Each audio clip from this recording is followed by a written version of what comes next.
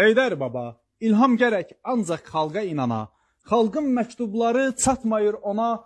Məmurlar gəlməyib dinə, imana. Şeytandan şikayət yazırıq ona. Məmurlar göndərir yenə şeytana.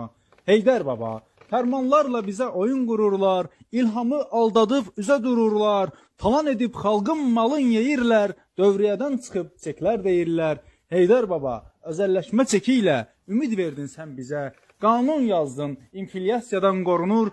Dəyəri var, bankda girov da qoyulur. Qanunla hər bir payın dəyəri eyni olur. Heydər baba, miras əmlak pay dediz, inandıq vədinizə. İnananlar ümidlə saxladı, səbirsiz insanlar aldanıb satdı.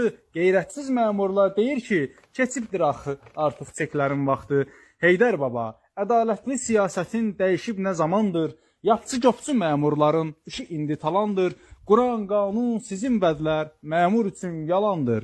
Yazdığınız qanunları pozur indi fərmanlar. Hüquq bilməyən cahil yatmışlar bunu nə anlar?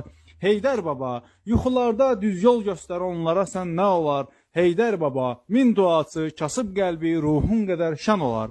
Heydər baba, oğlun ilhamla erməniyə qələbə çalmışıq.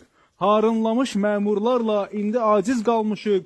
Haqq ədalət, siyasət nə Allah tanımır bunlar. Yuxuda da qorxur səndən haram yeyən məmurlar. Duamızı qəbul eylə, gir onların yuxusuna nə olar? İlhama çatdır xalq duasın, Allah qorxusuna nə olar? Ata bəddin unutmasın, çıxarmasın yadından. Miras payın yemək olmaz, xeyir tapmaz o bundan. Heydər baba, ruhun sənin şad olsun. Dualar halalın qarğış yad olsun. Heydər baba, yuxularda sən onlara agah ol.